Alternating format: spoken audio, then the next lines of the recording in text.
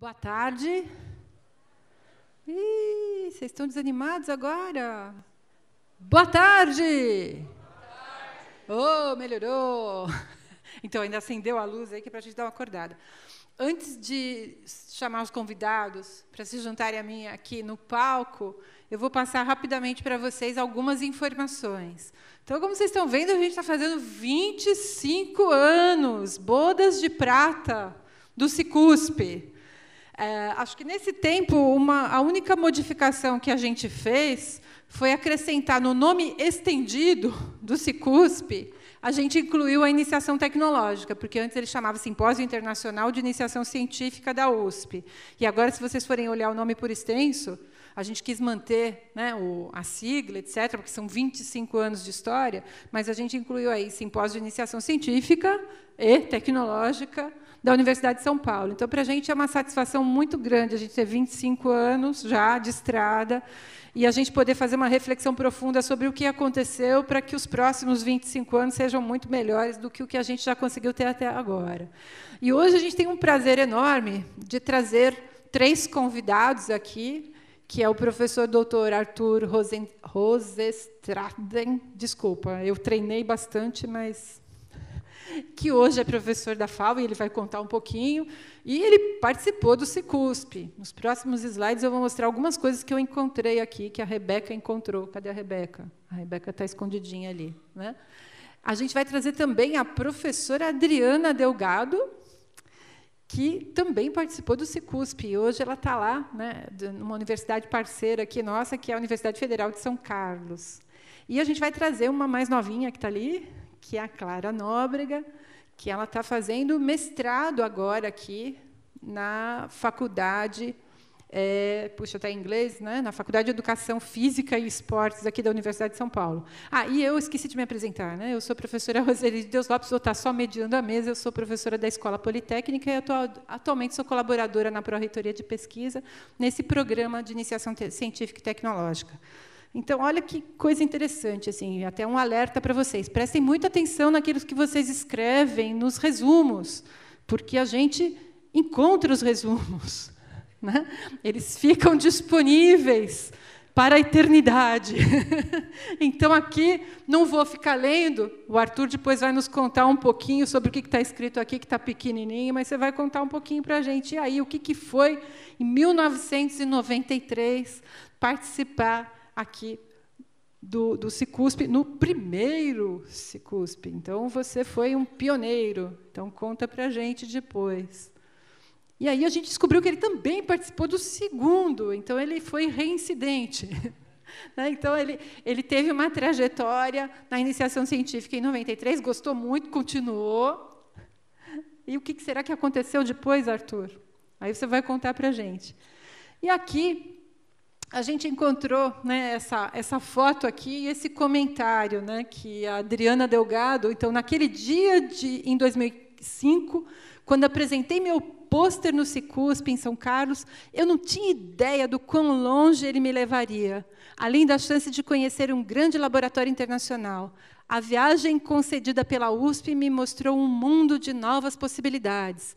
Então, a gente ainda não vai conseguir ofertar a todos vocês possibilidades de viagens internacionais, como a Adriana conseguiu, como uma das formas de premiação pela participação dela no 13º Sicusp. Mas, se vocês fizerem um bom trabalho, quem sabe, né, para os próximos, a gente consegue aí ampliar o número de oportunidades. Atualmente, a gente consegue mandar em torno de 5 alunos para 3 lugares diferentes, então, para Rutgers, para Ohio, Universidade de Ohio State, e para Humboldt, Universidade de Humboldt. A gente quer ampliar isso, né, Débora? Então, como o trabalho está sendo muito bem feito, as próximas gerações vão conseguir ampliar isso. E a gente consegue também apoiar alguns alunos para participarem da SBPC, na Jornada Nacional de Iniciação Científica, que no próximo ano vai ser em Maceió. Então, daqui a gente vai selecionar alguns que vão conseguir, se quiserem ir, né, um auxílio da Pró-Reitoria para participar da Jornada Nacional de Iniciação Científica. Adriana, a gente achou seu resumo. Aqui a gente tem, vocês vão ver. Cadê? Faz aí um tchauzinho. Então, ela está ali e ela vai apresentar o trabalho lá em Rutgers, a Clara. Então, a Débora, a professora Débora, que está ali sentada, faz um tchauzinho, Débora. A Débora acompanhou na delegação brasileira lá para Rutgers e a Clara, talvez ela comente um pouquinho sobre isso para a gente, né? A gente encontrou seu resumo também, está publicado, qualquer um vai poder encontrar na internet, saber um pouquinho mais sobre o trabalho da Clara. Bom, queria chamar vocês aqui ao palco para se juntarem conosco, por favor. Arthur, uma salva de palmas. Adriana, Clara.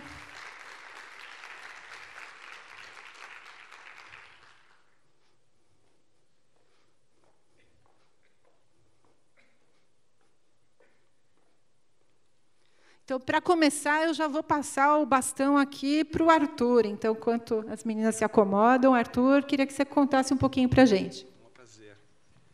Bom, boa tarde a todos.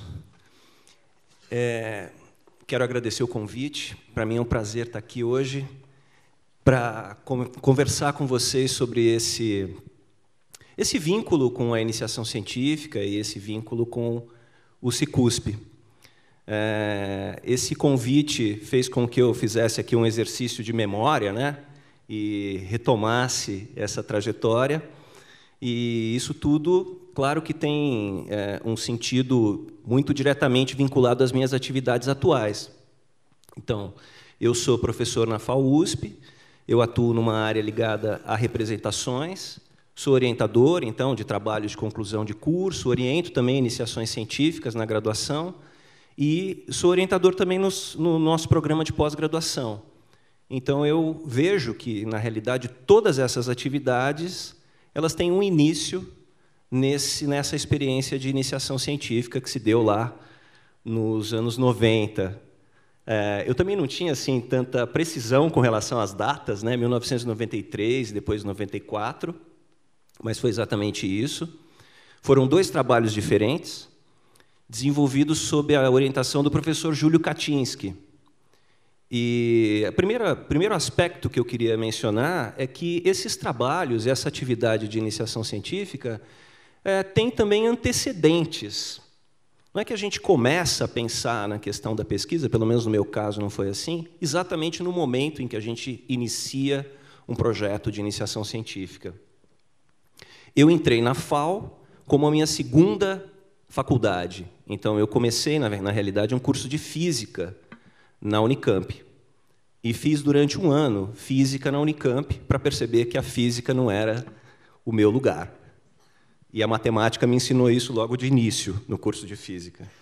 Mas foi lá na Unicamp, com a orientação do professor Márcio Douni Campos, que eu também fui reencontrar na medida desse convite, que eu tive a oportunidade de desenvolver uma primeira pesquisa muito inicial, que estabelecia uma relação entre alguns fenômenos astronômicos e a mitologia de determinadas tribos indígenas no Brasil. Foi a primeira experiência de pesquisa. Não era propriamente uma iniciação científica, mas foi isso que sinalizou para mim o desenvolvimento de atividades de pesquisa na graduação. Então, quando eu cheguei na FAO, depois dessa experiência, eu já tinha a intenção de encontrar nessa graduação algum espaço para o desenvolvimento de pesquisa. E foi o que as disciplinas da graduação do primeiro ano me mostraram. Então, foi essencialmente a partir de trabalhos propostos em disciplinas obrigatórias do primeiro semestre e do primeiro ano que a possibilidade de desenvolver uma pesquisa na graduação se fez mais clara. E, justamente, o contato com esse professor Júlio Kaczynski, que ministrava uma disciplina de História da Arquitetura Moderna, que surgiu a possibilidade de desenvolver essas pesquisas que foram mencionadas aqui. Então, eu quero, rapidamente, assim, afirmar o vínculo, tanto com esse aspecto que antecede a graduação e a formalização da iniciação científica, quanto também o estímulo que vem das atividades que são desenvolvidas dentro de disciplinas. A primeira pesquisa lidou com os espaços de trabalho das fazendas que produziam açúcar no estado de São Paulo, no Planalto Paulista, que é o primeiro grande ciclo econômico do Estado de São Paulo. E a arquitetura desses espaços de produção do açúcar já se constituía num campo de pesquisa que o professor Júlio Kaczynski e o professor Janjão, também Antônio Dias de Andrade, pesquisavam. Então, a minha iniciação científica, a primeira, ela se deu muito em contato com o material produzido por alunos em disciplinas de graduação, organizando esse material, reconhecendo a iconografia que foi produzida, as reflexões que foram produzidas, as bases, as referências bibliográficas que amparavam aquelas abordagens, e produzindo um certo mapeamento do estado da arte com relação a esse fenômeno. Foi uma oportunidade também de perceber o quão importante era o acervo da biblioteca constituído por trabalhos produzidos na casa. Então, trabalhos produzidos por alunos de graduação, que são pesquisas, mas não propriamente iniciação científica, que ampararam o desenvolvimento dessa minha primeira iniciação, que eu apresentei naquele Cicusp de 1993. E se o primeiro trabalho teve essa característica de reconhecer que qualquer avanço que a gente promova ou pretenda promover no campo da cultura, no campo da ciência, depende de esforços anteriores e só faz sentido no plano propriamente coletivo, esse trabalho se apoiou sobre um material depositado na biblioteca. A segunda iniciação científica, em contraste com essa, foi feita em campo. Então, verificando o que seria o segundo ciclo, que é o ciclo do café, foi um estudo sobre o maquinário de beneficiamento do café numa região do interior de São Paulo, conhecida como Mogiana, em torno de Ribeirão Preto e tal. Então, havia uma diferença entre um trabalho dito de gabinete, lidando com o material já organizado por outros pesquisadores, e um segundo momento, um trabalho de campo, onde a visita a fazendas de café, a documentação direta desse maquinário, do que sobrou dele, e naquela época, vamos dizer, a gente ainda encontrava bastante coisa, na primeira metade dos anos 90, acho que essa pesquisa hoje seria muito mais difícil de ser feita, mas esse trabalho, então, envolveu essa documentação e também um estudo das técnicas de beneficiamento do café no Planalto Paulista. Não tenho, como eu mencionei de início, como dissociar essas experiências de tudo aquilo que se seguiu, como outras experiências de pesquisa na própria FAO, ainda na graduação, e depois com esse estímulo para retornar à instituição no programa de pós-graduação. Eu acho que sem a experiência de iniciação científica, talvez eu tivesse seguido por outros caminhos, assim. O que na área de arquitetura é especialmente, como é que eu posso dizer, quase que o caminho prioritário. Então, a formação de arquitetos é uma formação para atuar com arquitetura numa produção profissional e não necessariamente numa produção acadêmica. Isso ficou patente no desenvolvimento dessa atividade de iniciação científica dentro da FAO. Nessa época, início dos anos 90, eram raríssimos os bolsistas em iniciação científica na FAO. Eu até procurei esse número junto da nossa comissão de pesquisa, não consegui localizar.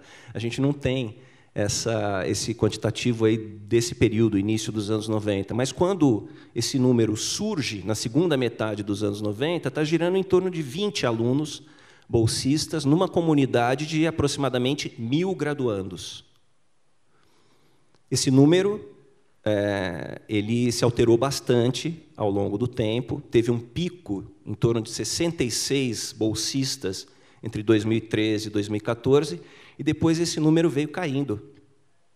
E, infelizmente, o número que a gente encontra hoje é muito próximo do número dessa metade dos anos 90. Então, houve um declínio muito grave, das bolsas de iniciação científica.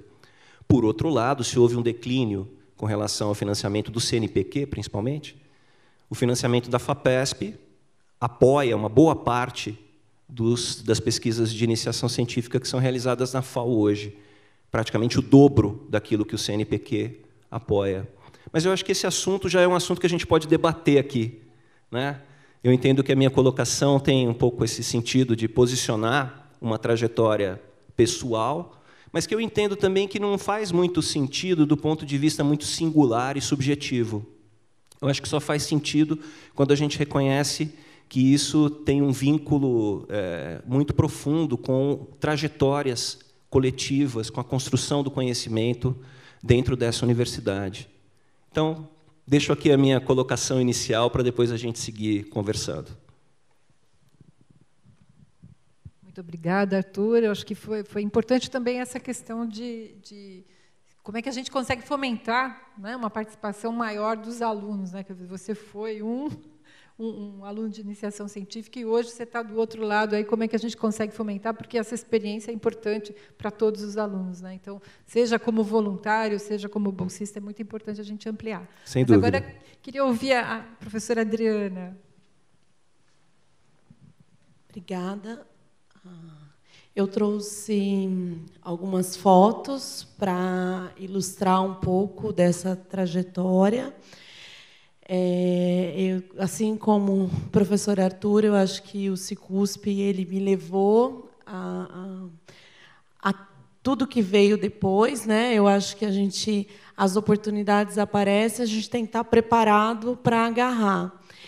E eu participei do Cicusp em 2005, então foi o 13º, e foi no campus de São Carlos que aconteceu. E aí a gente foi com o ônibus, né? A USP levou, aí tem aqui as imagens dos colegas do grupo. Então, 2 dos meus amigos... tem um ponteiro, né? Ai, deixa eu ver. Aqui. Então, o Marco... Aí eu fiz... desculpa, pessoal, sou meio atrapalhada. Eu entrei em 2002 para fazer bacharelado em Física, aqui no Instituto de Física da USP. E aí eu fiz iniciação... Em 2003, eu tive um pouquinho de Bolsa PIBIC, depois Bolsa FAPESP, 2004 e 2005. E aí eu fui para o Cicusp de 2005, e aí nós somos com um grupo de amigos, 2 dos meus amigos, né, o Marco e a Adriana, estão nos Estados Unidos hoje. A Adriana acho que já terminou o doutorado, o Marco está fazendo, e eu fiquei aqui, fiz mestrado e doutorado, vou contar um pouco. E os outros, eu não sei onde estão, alguns desses. E era uma etapa só, o Cicusp, era todo mundo, então tinha um galpão grande, um espaço, quadra, não me lembro, em São Carlos, então todos os pôsteres lá, e aí todo mundo reunido. De exatas, talvez, eram vários dias. Pois é, não fiz uma pesquisa muito... E aí, porque devia ter muito mais gente no total, né, da USP. E aí teve a escolha, né, a menção honrosa de alguns dos trabalhos. E como premiação da menção honrosa, aquele ano a reitoria ela não conseguiu organizar uma viagem com os alunos, mas ela apoiou que cada estudante poderia ir para uma viagem internacional de congresso ou para um laboratório de pesquisa, e aí até determinado valor seria financiado pela pró-reitoria. Aí eu conversei com a minha orientadora, que é a professora Márcia Risuto, do Instituto de Física, e aí ela falou: vamos para um congresso e vamos para um laboratório, vamos esticar esse dinheiro. E aí eu fui para um congresso em Taormina, na Itália, que era o IBMM, que é o congresso de Ion Beam Modification of Materials. Então, o meu trabalho ele versava sobre estudo de radiação de polímeros. Eu fazia o grupo de física aplicada com aceleradores, e aí a minha pesquisa consistia em produção de microporos e nanoporos a partir da técnica de radiação e corrosão química posterior. E aí nós fomos apresentar o trabalho, a professora Márcia e o professor Manfredo, que era chefe de grupo na época, o professor Manfredo Tabachniks, hoje é vice-diretor do Instituto de Física. Eles pediram também financiamento da FAPESP e foram para o congresso comigo. E aí foi muito, assim, muito motivador, né? Porque, além de conhecer um lugar no exterior. Eu acho que cabe dizer aqui, eu venho de uma família bastante humilde. O meu pai, ele não estudou, ele se criou na área rural, estudou ensino primário incompleto. A minha mãe também foi doméstica. Então, imaginar ter um curso superior e, mais que isso, ter a oportunidade de ir para o exterior era uma coisa muito longe dos sonhos do que os meus pais podiam ter um dia. E aí, nessa viagem, foi muito divertido, porque as pessoas que nos viam falavam que a gente parecia uma família, porque era o professor Manfredo, a professora Márcia e eu descobrindo tudo. E aí nós ficamos uma semana no congresso na Itália, e depois nós fomos para Berlim, na Alemanha, no Hans-Meitner Institute, em Berlim. E aí o Manfredo tinha uma colaboração com o professor Dietmar Fink. E aí lá nós fizemos irradiação de algumas amostras, e esse material, essas amostras, foi o que eu usei no meu mestrado. Então, eu fiz depois caracterização aqui no Instituto de Física, mas toda a irradiação, todas as amostras, para escrever a minha dissertação de mestrado, elas foram adquiridas, né, foram tratadas durante essa viagem, que foi a premiação do Cicusp. Então, olha só. E aí eu voltei, e aí, quando eu me lembro, eu fui para a Itália é um lugar maravilhoso, mas o sul da Sicília é uma bagunça, parece o Brasil. Você se sente que você está no Brasil lá. É tudo lindo, mas parece que está no Brasil. E quando eu cheguei no aeroporto em Berlim, é outra coisa. Eu fui mordida assim pelo bichinho alemão, e eu fiquei apaixonada pela Alemanha. E aí eu pensei, um dia eu volto. E aí eu terminei o meu mestrado e falei para a minha orientadora, eu quero tentar um doutorado de sanduíche. Aí fiz o meu doutorado com a mesma orientadora desde o primeiro ano, né? A mesma, a Márcia. Aí eu falei, eu vou tentar um doutorado de sanduíche. E aí eu consegui, eu fiz a aplicação e consegui a bolsa no convênio CAPES, CNPq e DAD. E aí eu fui em 2008 para a Alemanha. A bolsa ela contemplava um curso de alemão de 4 meses. Então, eu fiquei 4 meses estudando alemão em Frankfurt.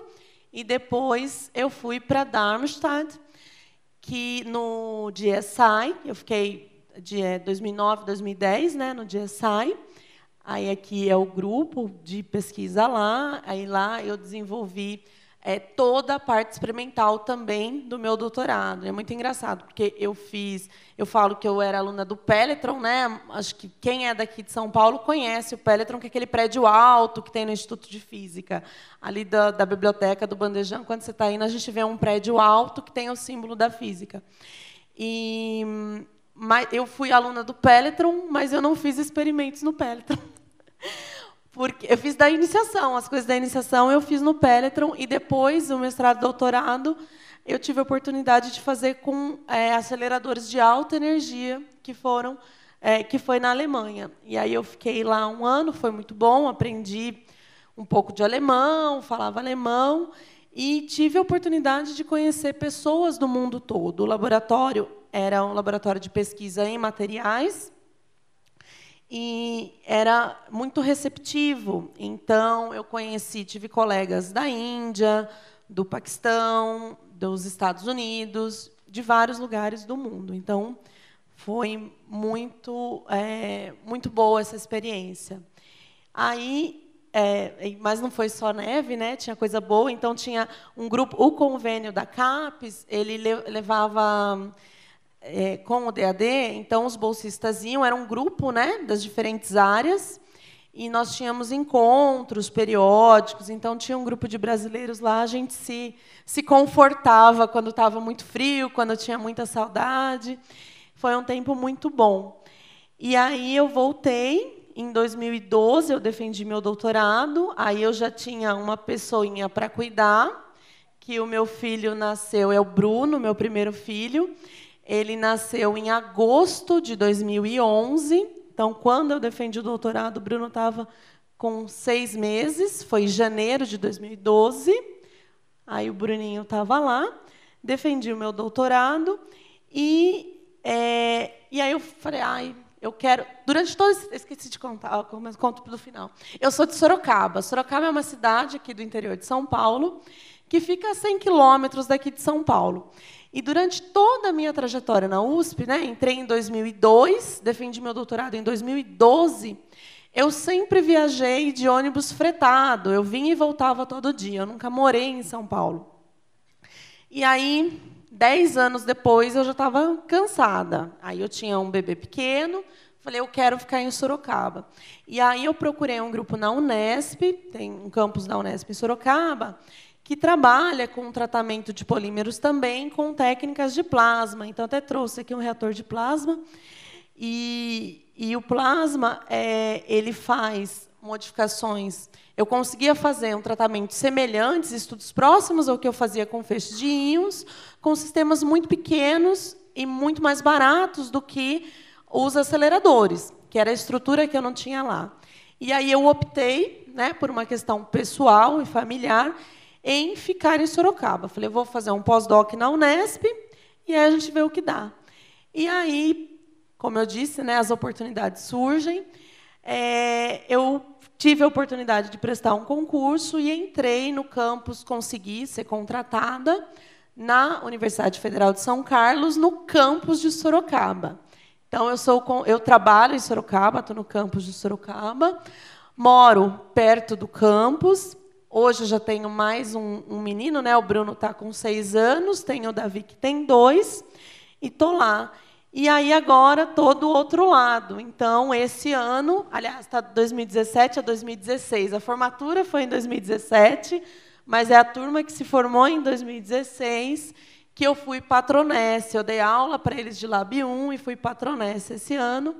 E aí é muito gratificante também, estou no programa de pós-graduação. Então, quis contar um pouquinho dessa história para vocês, para dizer que, às vezes, cada coisa que a gente faz, eu acho que é o que o professor falou também, a participação nas disciplinas e conhecer uma coisa diferente. A minha orientadora sempre dizia, não se concentre em aprender só o que é da sua área, só feixes, só um determinado tipo de polímero. Abra os seus horizontes para tudo que tem em volta que está relacionado. E aí eu fui mudando um pouquinho de caminho, mas fiquei na carreira acadêmica, que é o que eu gostava. E aí depois a gente pode conversar. Obrigada.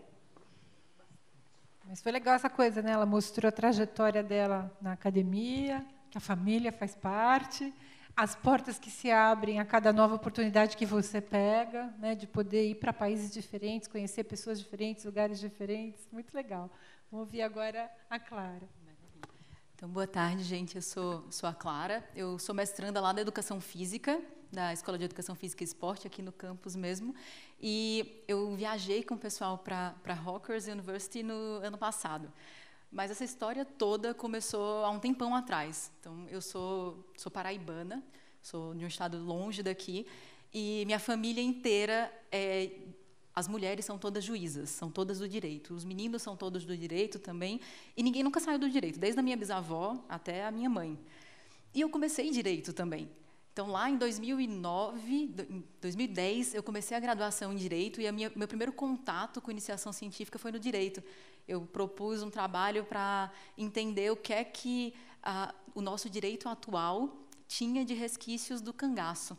Então, lá no Nordeste, né, a gente tem muito dessa coisa do cangaço ainda, e minha bisavó falava muito, porque foi de engenho, então eu queria entender, será que tem alguma coisa ou não? E aí eu fui atleta a vida inteira, eu sou faixa preta de judô, e aí eu comecei a fazer educação física porque eu gostava de estudar. Então, a educação física era o meu hobby, e a minha coisa para valer, por assim dizer, era o direito. E aí, na educação física, no primeiro semestre, eu tive um professor daquela disciplina que eu acho que todo mundo tem, de metodologia do trabalho científico. E esse professor, ele me ensinou que a gente podia ser cientista. Porque lá no meu estado, ninguém nunca tinha ouvido falar. Ou você é médico, juiz, ou advogado, ou engenheiro, ou alguma coisa assim. Mas cientista, a gente só pensava, sei lá, em Einstein e o cabelo louco dele. Então, assim, não tinha essa possibilidade. E aí eu me apaixonei por aquilo. Eu falei, nossa, é isso que eu quero fazer. Eu acho muito bacana, é isso que eu quero fazer. E aí demorei 2 anos para tomar coragem, porque era uma mudança muito grande. E na educação física, que não é um curso muito científico no país inteiro, eu comecei a ver onde eu podia fazer ciência. E aí eu entrei na CAPES, no site da CAPES, e vi qual era o melhor curso, a maior nota da pós-graduação. E era daqui, da EFE-USP. Então, eu olhei assim e falei, se é educação física que eu quero, se é ciência que eu quero, vou dar um jeito de ir para lá. Mas eu não fazia a menor ideia do que era São Paulo, do que era USP. E para a gente, vocês, a USP, a gente, é muito longe, é uma coisa muito, assim, ninguém chega, é intocável. E aí eu falei, não, é isso que eu quero. E aí avisei a minha família, falei, mãe, estou indo embora, vou para lá. E ela falou, tá, então tá bom, então vai. E aí eu vim para cá em 2012, mas vim já querendo fazer iniciação científica, já querendo ser cientista. Eu não fazia a menor ideia do que era ser cientista, do que era ser pesquisador. E eu sabia que eu gostava de genética, pensava em fazer alguma coisa com judoca e genética, e aí cheguei na EFE e encontrei a professora Edila, que está até ali. É uma responsabilidade maior, a orientadora está ali, a chefe está ali. E na minha segunda semana aqui, eu conheci o laboratório da professora Edila, e aí foi engraçado, que eu nunca tinha entrado no laboratório de bioquímica, e meu olhinho assim brilhou, de verdade, eu achava que eu ia chorar, vendo aquele tanto de Becker, aproveita e por aí vai, achei incrível. E aí comecei a minha coisa lá. Então, dos 4 anos de graduação, eu tive 4 iniciações científicas, e aí o meu primeiro CICUSP foi o 23º, eu acho, em 2014, porque até então eu não sabia que tinha ainda o CICUSP, eu tinha iniciação sem bolsa e tudo mais. E aí vim em 2014, em 2015, de novo, diferente do professor, eu mantive a mesma linha de pesquisa. No meu primeiro ano, a professora Edila chegou e falou, passou 6 meses, acho que ela quer mesmo isso, e aí falou, eu tenho um desafio. Pode ser que esse projeto dê certo, pode ser que não, e aí, vai? Vai. E aí foi dando certo, e esse foi o tema de todas as minhas 4 e 6, e do meu mestrado agora, eu continuo na mesma linha. E aí, no CICUSP de 2015, que era o meu último, saiu a menção honrosa em 2014, saiu em 2015, e aí foi quando teve a viagem para Rockhurst. E aí, assim, antes de falar da viagem, que eu trouxe umas imagens para a gente, o CICUSP, para mim, sempre foi muito importante, porque até então eu tinha ido a alguns congressos, mas sempre congressos da bioquímica ou da biologia molecular. Então, sempre muita coisa aplicada ao que eu fazia e ao que eu aprendi no laboratório. E o CICUSP foi a primeira vez que eu pude ver um tanto de outras coisas. Eu pude ouvir falar de física nuclear, de medicina, de laser aplicado à medicina, de umas coisas incríveis. Até uma das meninas que viajou com a gente, ela trabalhava na arquitetura, ela da FAO, e aí ela trabalhava com a folha da bananeira para montar painéis e construir, acho que eram banheiros para a situação de emergência, né, de alagamento. Então, assim, foi esse o momento, foi o CICUSP que eu comecei a falar com gente de fora, que eu comecei a entender o que era USP e qual era a grandiosidade, qual é o diferencial, de fato, de estar na USP, que é exatamente a possibilidade de conversar com infinidade de áreas diferentes, uma infinidade de gente diferente, de cultura diferente, e todo mundo com a mesma paixão, que é a ciência. Então, foi exatamente o CICUSP que trouxe isso para a minha vida, essa coisa de todo mundo quer a mesma coisa, e todo mundo fala a mesma língua, ainda que com jargões diferentes, cada um na sua área, biológicas, exatas e humanas, mas todo mundo fala a mesma língua, porque todo mundo quer chegar no mesmo lugar. Então, isso, assim, me trazia uma alegria imensa participar do CICUSP, era uma coisa que eu amava, e eu participei como avaliadora júnior no dia que não era o meu, e por aí vai, porque foi incrível, e eu criei amigos, assim, maravilhosos e contatos, né? Os alunos de pós-graduação e os professores que iam avaliar, ora olhava para mim e falava, você fala tanto do seu trabalho, eu tenho certeza que você vai fazer pós-graduação com o seu orientador. E eu falava, mas se quiser, está aqui meu e-mail, e eu tenho a minha orientadora. Mas até essas possibilidades de contato mesmo profissional acontece aqui. E isso é incrível. E aí, no meu segundo Cicusp, eu já estava no último ano de graduação, e quase um pouquinho mais velha na ciência, assim, de iniciação científica, e foi incrível conversar com os alunos que estavam no segundo ano de graduação, ou no terceiro ano de graduação, e ver que eles tinham aquela coisa de querer estar ali e de achar incrível qualquer coisa que você falasse a mais do trabalho, né? Nossa, como é isso? Como é aquilo? Que interessante. E falar um pouquinho mais. Porque na hora, para mim foi no Cicusp que eu comecei a ter certeza, de que eu estava estudando mesmo, que eu comecei a ser perguntada por um monte de gente, e eu conseguia responder. E depois de olhar assim e falar, nossa, parece que o que a gente faz é interessante para todo mundo, é só a forma da gente falar, e falar para a gente que quer ouvir. Então, foi incrível, o Cicusp para mim foi maravilhoso. E aí veio a menção honrosa, essa viagem para Rockhurst. A viagem para Rockhurst University no ano passado. Quem nos levou daqui foi a professora Débora, que está aqui, professora Débora, e foi incrível, assim, essas 5 pessoinhas, né, eu e os outros 4 alunos, cada um de uma área diferente, cada um de um campus diferente daqui da USP. Na hora que a gente se encontrou no aeroporto, a moça, não sei se a senhora lembra, professora Débora, a moça na Polícia Federal, ela olhou para a cara da gente e falou, vocês são família? Pode ir todo mundo junto. E a partir daquele momento, assim, a gente virou família de verdade. Foram incríveis, foram 6 dias maravilhosos, assim, de muito conhecimento pessoal e profissional. Então, eu trouxe outras imagens. Ali foi no nosso dia frio, assim, o dia que a gente conheceu as coisas, tudo lá em Nova York. E aí, aqui tem outros alunos, nessa primeira imagem, tem outros alunos lá da Rockhurst que vieram para aqui, assim como os alunos estão aqui. Tem uma galera toda dos Estados Unidos e da Alemanha que estão aqui na frente, e conversem com eles, inclusive. E aí a gente saiu juntos, e o memorial daquele desastre de 11 de setembro, né? Essa árvore é bem legal, essa árvorezinha foi a única que ficou em pé depois de todo o ataque e tudo, e é um momento bastante respeitoso e de conhecimento de uma nova cultura. Então, para além da ciência, a gente aprende muita coisa. E aí, no dia das apresentações, e foi maravilhoso, todo mundo apresentou, e aí eu trouxe uma coisa que, assim, que para mim foi impressionante. Na véspera da nossa apresentação, e foi minha primeira apresentação internacional. Eu nunca tinha falado inglês, assim, cientificamente falando. Foi minha primeira apresentação internacional. E na véspera, a gente conheceu o Museu do Nobel. A universidade, a Rockhurst University, eles ganharam o Nobel, eu acho que em 1952, pela descoberta da streptomicina, do antibiótico. E eu nunca tinha visto um Nobel na vida. Eu não conhecia, não sei se vocês já conheceram, eu nunca tinha visto.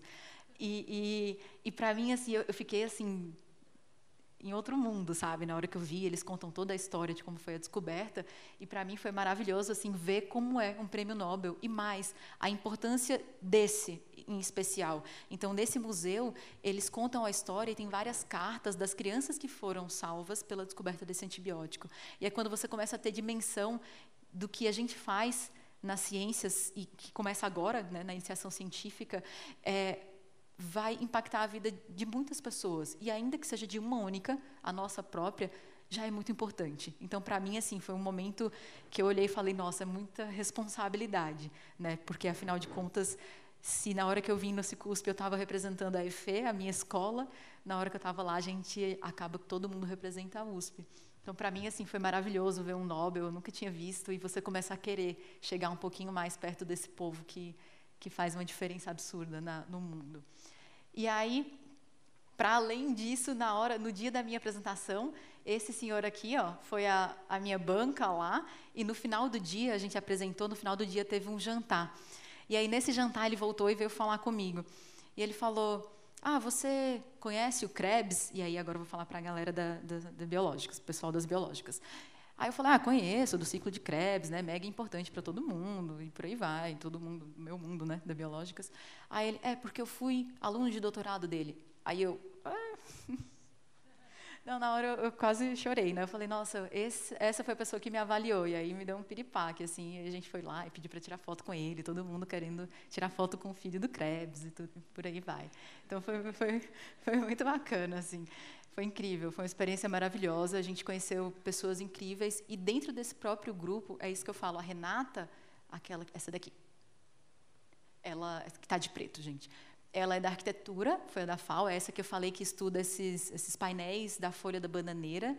Aí, O Felipe, que é o primeiro que está ali na foto, ele estuda umas coisas de algodão. Quando que na minha vida eu ia imaginar que as pessoas estudam com uma tecnologia absurda a semente do algodão para o gado e como isso afeta a nossa economia, a economia do país inteiro, é uma coisa absurda. E eu só tive a visão, o entendimento disso por causa do Cicusp. E aí teve o Lucas ali, que está do lado da Renata, que ele estuda Química, se formou, está no mestrado, começando esse ano também o mestrado, e ele trouxe um monte de coisa de biomateriais, como a gente consegue tentar reparar fraturas com biomateriais. Então, assim, impressionante. E aí, mais alto ali, o Matheus, ele estudava fungos. E a indústria da nanotecnologia, né, da bionanotecnologia, usando os fungos. E eu fiquei, meu Deus, quando na minha vida, eu que vim do direito, que nasci para ser juíza, ia imaginar que eu estava estudando microRNA, não sabia nem que existia, né, DNA já é difícil, RNA pior, microRNA, nunca na minha vida. E tá do lado de gente que, primeiro, o cara, filho do Krebs, o outro que ganhou o Nobel, e uma galera que estuda de banana peels, como a gente falava, das folhas da bananeira, até uma pessoa que estuda fungos. E aí, assim, é incrível. Eu sou apaixonada pelo Cicusp e foi maravilhosa essa viagem, assim, mudou demais a minha vida. E aí, depois dessa apresentação, esse ano eu tive minha segunda apresentação internacional, que foi na Suécia. Então, eu fui com a minha orientadora para lá, a gente apresentou no Congresso da CEL. Então, foi outra, na hora que eu voltei, eu só queria apresentar nos Lab Meeting lá, papers da CEL, porque eu falava, nossa, eu quero saber como esses caras publicam lá e eu quero fazer parte desse grupo. Então, esses momentos de discussão científica causam isso na gente, causam esse entusiasmo, esse brilho nos olhos, que vale muito a pena.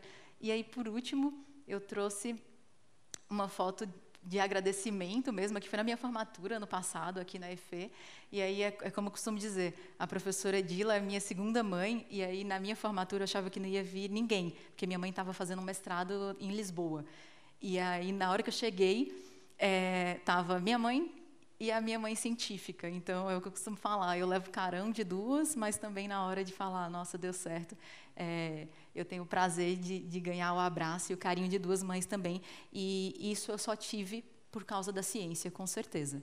Então, acho que a minha mensagem era essa, e aí eu acho que a gente pode discutir um pouquinho mais sobre outras coisas. Então, muito obrigada. Claro que a gente pode ter uma discussão aqui entre nós, mas a gente queria também perguntas de vocês. A gente tem alguém na plateia com microfone? Alguém já quer fazer alguma pergunta? Algum comentário? Não, a gente? Tem uma pergunta aqui. Então, a Clara trouxe aí também essa perspectiva da interdisciplinaridade, dessas oportunidades de a gente conhecer pessoas diferentes que fazem coisas diferentes, né? Isso também é muito legal. Bom, boa tarde, pessoal.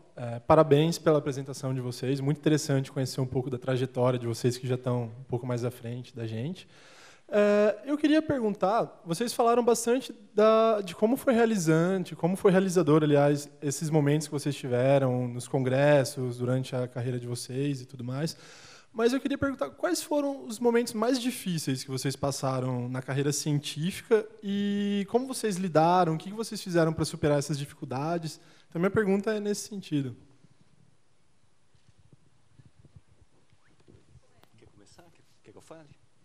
Bom, são números, né? É difícil a gente, vamos dizer, dar relevo para alguns, mas poderia dizer que, do ponto de vista metodológico, né? Quer dizer, lidar com a pesquisa no sentido propriamente científico é difícil. É difícil sair de uma posição mais opinativa e reconhecer a necessidade de uma construção mais rigorosa e que vai ser colocada à prova coletivamente. A gente consegue, aos poucos, compreender melhor essa dinâmica e aceitar essa dinâmica como algo positivo, e o que alivia um tanto um sentido de responsabilidade, do acerto, digamos, né? Então, acho que esse aspecto, para mim, sempre foi bastante difícil, assim, a compreensão desse procedimento. Mas eu acho que também tem outros aspectos difíceis que eu colocaria até num sentido mais elementar, que diz respeito à própria escolha das áreas, né? Eu sempre tive muita dificuldade nessa escolha. Contei para vocês aqui dessa trajetória e me reconheço um pouco nessa condição, né? Sempre gostei, dentro do universo escolar, gostei de várias disciplinas. Fui fazer física, porque eu achava que um laboratório de física era um universo incrível. Eu achava que as questões, e continuo achando, as questões da natureza e essa contribuição que a física traz, sistematizar os fenômenos da natureza, isso para mim era uma coisa incrível. Mas fui reencontrar isso dentro da arquitetura, na maneira como a arquitetura se apropria dos materiais e lida com os materiais e propõe a organização de espaço, mas eu nunca soube disso. Então, eu acho que tem essas dificuldades. Talvez o nosso formato escolar, a separação das disciplinas, definitivamente não contribui para isso. Então, agradeço a sua colocação, a sua pergunta, porque eu acho que a gente tem um problema muito grave na segmentação escolar, que vai na contramão desse sentido propriamente universitário, da universalidade do conhecimento, de um trânsito que a Universidade de São Paulo tem muito mais em potência do que exatamente na prática, mas que nessas esferas dos encontros a gente consegue reconhecer claramente o caminho que pode vir dessa contribuição e de uma aproximação maior entre áreas diferentes. Eu poderia destacar, acho que quando eu optei em voltar para Sorocaba e falar, não vou mais trabalhar com aceleradores, vou fazer mais ou menos isso com plasma, eu tive que aprender tudo de plasma. Do começo, igual os alunos de iniciação científica. Então, eu frequentei disciplinas, mas é uma coisa boa, né? Acho que isso, por outro lado, é uma das vantagens da carreira acadêmica, que é essa liberdade de estudar o que você queira. Então, se amanhã, né, a Clara falar, olha, eu não quero mais estudar um microRNA, quero fazer outra coisa, ela pode pesquisar outra coisa e começar de novo. Mas demanda esforço. E assim como prestar concurso demanda esforço, como escrever dissertação, eu acho que o trabalho pesado, né, ele é desgastante, na maioria dos momentos, mas ele é gratificante quando você vê o resultado final. E essa questão também do rigor científico que o Arthur colocou, eu senti isso, como a gente muda, agora que a minha aluna de mestrado, então, eu tive 2 alunas que defenderam, as 2 primeiras, esse ano, e uma delas submeteu um artigo. E aí veio a resposta e tinha 2 ou 3 páginas de comentários do revisor, de tudo que tinha. E ela veio super desapontada. E aí eu me lembrei de mim, né, da minha pessoa, no meu primeiro artigo. E eu falei, não, é assim mesmo, é para melhorar. Então, aprender que as críticas elas são para melhorar o trabalho e que acaba sendo uma construção coletiva, porque depois que a gente fez as revisões, eu olhei para ela e falei, viu, está muito melhor, não está? Tá. Então, o trabalho científico ele demanda isso mesmo, é um esforço e é a avaliação por pares, então a gente é avaliado. É importante não tomar, né, para o lado pessoal as avaliações e sempre ter a questão do respeito com os colegas para o crescimento de todos. Então, acho que eu colocaria essas 2. Eu acho que, ainda na pele de aluna, né, eu acho que é o reconhecimento, e aí o reconhecimento em alguns aspectos. O primeiro é o da família. Eu tenho, assim, minha família é absolutamente tudo para mim e eles sempre me apoiaram. Mas tem sempre o lado assim, lá na minha casa é tudo matriarcal. As mulheres são, sabe, bem paraibana mesmo, braba e tal. E aí é bem isso, assim. E numa casa que eu fui preparada a vida inteira mesmo para ser juíza. Então eu cresci mesmo com os ministros e era essa a minha vida. Eu nasci para ser juíza e do nada eu não mudei para medicina. Eu mudei para educação física. Isso para minha avó principalmente foi um absurdo.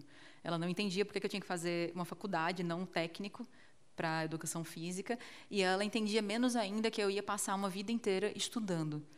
Né? Então, muitas pessoas fora da academia, e mesmo aqui dentro, e aí vem a segunda parte do reconhecimento que eu vou falar, que não é só no âmbito familiar, mas aqui dentro acham que a iniciação científica, e mesmo a pós-graduação, é só estudar. antes de qualquer coisa, não é só. É estudo, mas isso é um trabalho, né? Eu, pelo menos, entendo, é uma visão bastante pessoal, que o que eu faço é meu trabalho. Eu me dedico exclusivamente, e dia e noite, inclusive sábado, domingo, feriado, ao meu trabalho, à pesquisa que eu faço. Eu respeito isso, porque é isso que eu quero para a minha vida. Então, é o reconhecimento nesse outro lado também, que, por vezes, na hora que a gente passa por algumas etapas, a gente esquece que aquele aluno de IC precisa também ter a bolsa, o aluno de pós-graduação precisa ter a bolsa dele, porque essa é a forma de vida dele. E se a gente quer grandes pesquisadores, porque a gente quer o país inteiro, e aqui, então, né, a USP, então, mais ainda, e a gente veste tanto a camisa da nossa universidade, porque a nossa universidade nos dá em troca também, mas, às vezes, a gente, como, sem dúvida, alunos discentes que têm esse senso crítico, a gente também precisa falar, olha, isso também precisa ver. Então, acho que é a parte mais complicada e mais desafiadora, para além do conhecimento, que é muito difícil, é isso que eu falo. A vida inteira eu fui treinada para pensar como humanas, no direito. E, do nada, nos últimos 6 anos, eu reaprendi a andar. Né? Eu vim descobrir de novo a biologia, a genética, a engenharia genética, a biologia molecular. Então, para além disso, eu acho que é isso, é o reconhecimento, seja da família e dos amigos, para falar que não é só estudo, mas também dentro do meio acadêmico, a gente mostrar que não, que o caminho inteiro até a gente conseguir uma vaga de pesquisador ou de docente, o caminho inteiro é trabalho. E esse é o maior reconhecimento que a gente espera, né? Mais uma pergunta? Quem me ajuda? Boa tarde a todos. Bom, queria parabenizar a todos pelas falas, pelas experiências, e, em especial, a professora Adriana, por trazer uma coisa que eu me identifiquei também, que é a questão que eu fui bolsista de iniciação durante 1 ano e meio, fiz mestrado, agora estou no doutorado aqui, e a questão da nossa vida familiar. Então, assim, a possibilidade de nós, mulheres, sermos pesquisadoras, cientistas, mãe e mulheres. Então, achei extremamente interessante, porque eu tive uma filha na graduação, tive uma filha no mestrado, agora já parei, não quero mais. Mas, assim, é difícil, a gente tem que se adaptar a algumas coisas, sim. Eu moro em Cuiabá, venho estudar aqui toda semana, então, assim, mas, assim, é possível. Então, parabéns, professora Adriana, por ter trazido isso para eles que estão agora começando aí.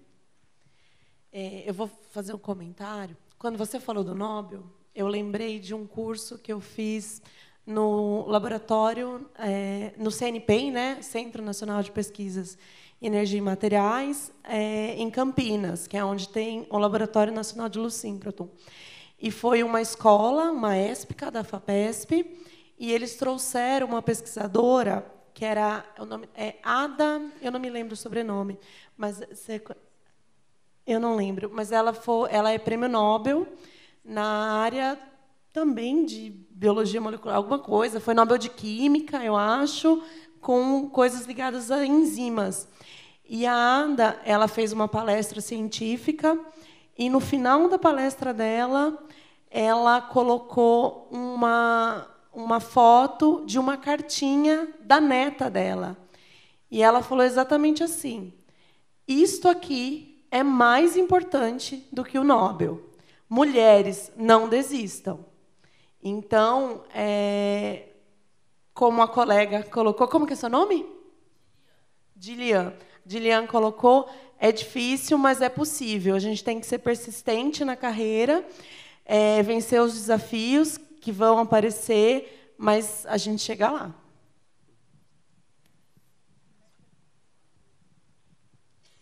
Boa tarde. Gostei muito da apresentação de vocês e principalmente da paixão que vocês mostraram pela ciência. Mas eu queria perguntar uma coisa no outro lado da moeda. Assim, eu queria que vocês falassem na opinião de vocês, qual a perspectiva para a ciência no Brasil e na USP também, tendo em vista esses cortes que estão acontecendo nas bolsas, contratos precários de trabalho para professores, como manter a esperança assim, para continuar, como que vocês veem isso?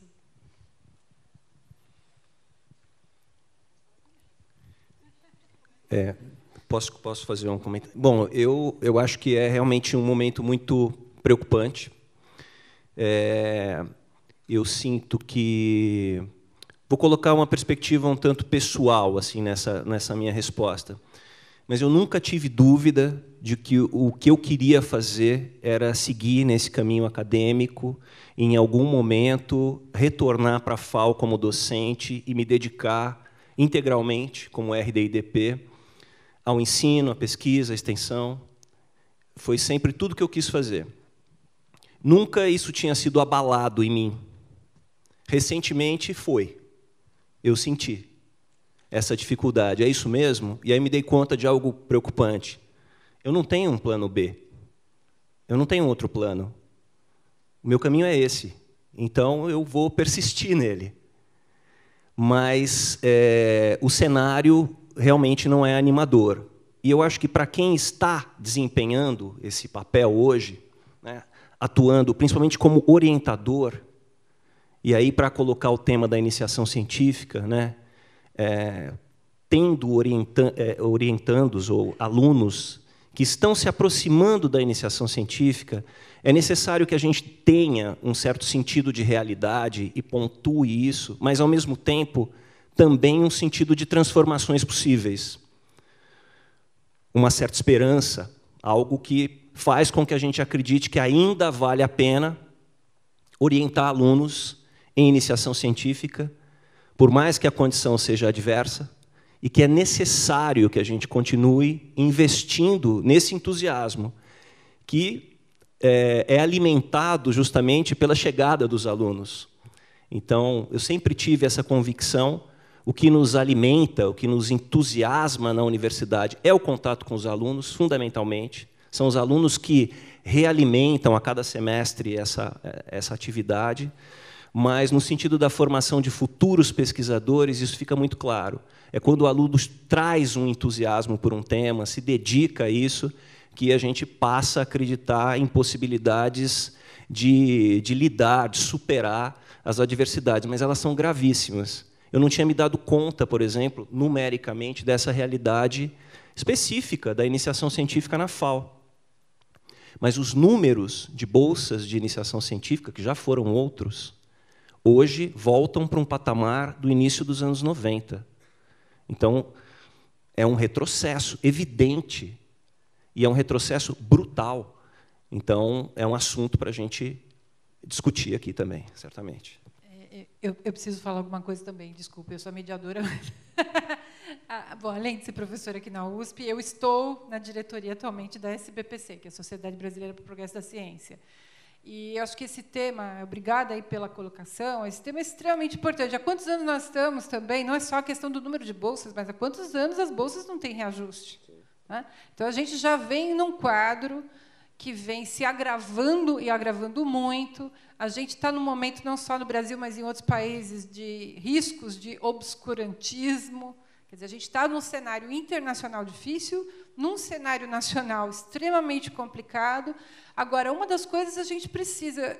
A comunidade, né? Por exemplo, primeiro a gente tem que fazer com que a sociedade e quem decide, quem toma a decisão, perceba que ciência, tecnologia e educação não é despesa, é investimento. Não é? Mas, para isso, a gente precisa que a sociedade nos apoie. Então, quando a gente chama, por exemplo, uma marcha pela ciência no Brasil, não vai quase ninguém. Né? Nas redes sociais, onde a gente tem possibilidade de voz, a gente se manifesta muito pouco. Quando o Ministério da Cultura, né, sofreu a ameaça de se juntar, né, de desaparecer e se juntar com outro, os artistas foram à rua, não conseguiram reverter a situação de falta de recursos, mas conseguiram, pelo menos, né, não mexer no Ministério. Então, a gente precisa mudar a nossa forma de atuar. E eu acho que a fala da Clara, da questão do respeito, né, do reconhecimento em casa, né, na rua, a gente abrir, por exemplo, o movimento da Semana Nacional de Portas Abertas, a gente receber a sociedade, mostrar o que a gente faz. E, quando a gente tem um chamamento, tipo da Marcha da Ciência, a gente tem que ir lá. E a gente tem que falar numa linguagem que os familiares da gente entendam, que as pessoas na rua entendam e que as pessoas percebam que, para a gente ter futuro nesse país, né, e no planeta, a gente precisa levar a sério, né, o que é ciência, o que é tecnologia, o que é educação, e reverter esse quadro. né? Então, acho que vocês vão receber um chamado aí, muito provavelmente, aí por volta do dia 10 e 11, ou 12 de... Eu lembro, é um sábado e domingo. Acho que no domingo, provavelmente, vai haver um novo chamado para mais uma marcha pela ciência aqui no Brasil, né? Não só aqui em São Paulo, mas em outros lugares, porque a gente precisa ser ouvido. Porque, se a gente não for ouvido, outras pessoas vão tomar decisão e a gente vai ter que amargar as dificuldades que a gente vem amargando agora. Eu queria passar, como a gente já estourou o tempo, só 30 segundos para cada um de vocês, para fazer uma fala final, e depois vocês vão poder conversar, depois do próximo painel, se alguém quiser conversar pessoalmente com o pessoal que está na mesa. Vamos começar com você? 30 segundos. Se vira nos 30, né? Não, só um comentário breve sobre a tua pergunta. Eu acho que a gente tem que partir do ponto que o professor falou. Todos aqui somos entusiastas pela ciência e não queremos abrir mão. A gente não quer give up disso. Então, é como a professora também falou, na última, eu estava lá na Paulista, na última marcha pela ciência, a gente precisa disso, a gente precisa falar. Para além, tirar o salto que a gente coloca, porque, em teoria, a gente também se acha o detentor do conhecimento, uma vez que a gente está na academia, a gente está com a ciência. A gente acha que a gente sabe mais do que os blogueiros, não é verdade? Então, é a gente descer do salto e falar, se os blogueiros conseguem falar e atingir mais gente do que a gente, significa que a gente está falhando. Então, como a gente consegue atingir as pessoas? Como eu consigo falar para minha avó, por exemplo, que não sabia porque eu tinha que estudar educação física, que é através da educação física que eu posso tentar prevenir um monte de problemas de saúde pública gigantescos só com o meu estudo. Mas eu preciso saber falar isso e falar, olha, avó, é assim. Porque a minha avó vai falar para a amiga dela, que vai falar para outra amiga, as pessoas vão entender que ciência existe, muita gente não sabe, e que ciência vale a pena.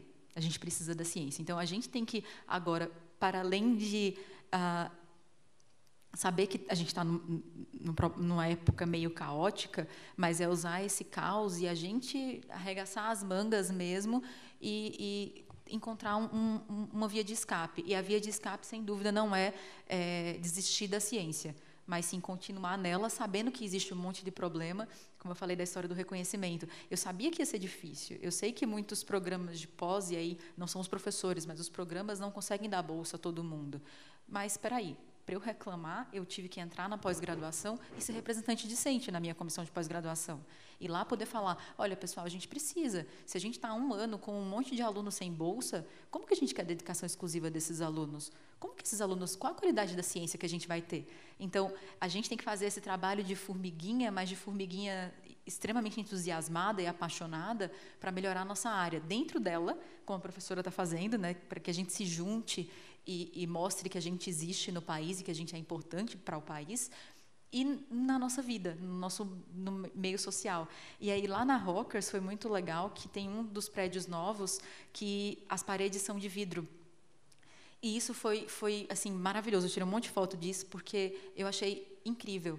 As pessoas que entram lá, como aqui um monte de gente permeia as faculdades aqui, para cultura e extensão, para buscar o filho, para qualquer coisa, e eles não sabem o que está acontecendo dentro das nossas paredes. Então, a gente tem que encontrar mecanismos, inclusive esse tipo de mecanismo, como a Semana das Portas Abertas, para que a comunidade saiba que a gente existe, a gente é importante, e como a professora falou, o investimento na gente é investimento, não é despesa, né? Então, é bem isso.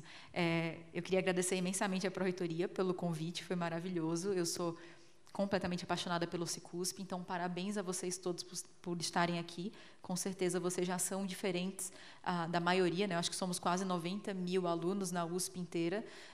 Então, vocês que estão aqui, os 500 e poucos ou 1.000 e poucos, são diferentes, e vamos usar essa diferença que já temos para melhorar ainda mais, melhorar os nossos institutos, melhorar a nossa universidade e, consequentemente, melhorar a história do nosso país mesmo. Então, continuem com essa paixão, eu também tenho, e compartilhe com vocês. E boa sorte nas apresentações. E é isso, muito obrigada, gente.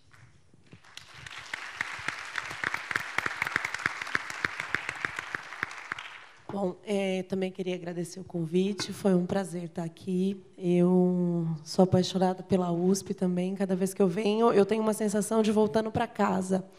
Então, aproveitem muito. Vocês, acho que o fato de estar no estado de São Paulo, nós já somos privilegiados, porque, apesar das dificuldades, aqui ainda está muito melhor do que em outros lugares. A situação nas federais está bem difícil.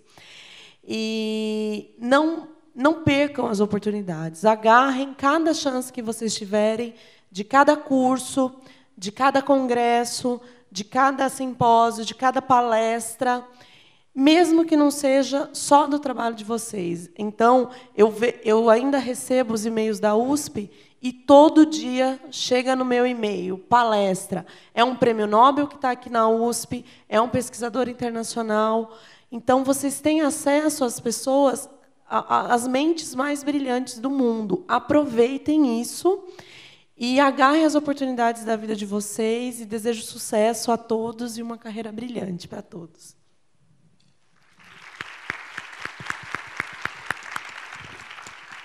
Quero agradecer muito o convite, quero agradecer muito as colocações que foram feitas, as perguntas. Acho que a gente teve aqui uma oportunidade de um encontro e de uma reflexão muito significativa. Fiquei pensando sobre essa dimensão do diálogo dentro da cultura científica, né? Como é, de fato, um elemento base, fundamental e indispensável, que o Cicusp promove e reitera esse papel do diálogo dentro da nossa cultura científica. Então, acho que o que a gente está fazendo aqui hoje é um tanto esse reencontro com esse elemento e também com o sentido ético, estratégico e político da nossa atividade. Então, muito obrigado. Bom, obrigada. Então, obrigada às diversas gerações do Cicusp e que ele tenha muitos anos de sucesso pela frente. Queria uma salva de palmas para os 25 anos do Cicusp. Obrigada.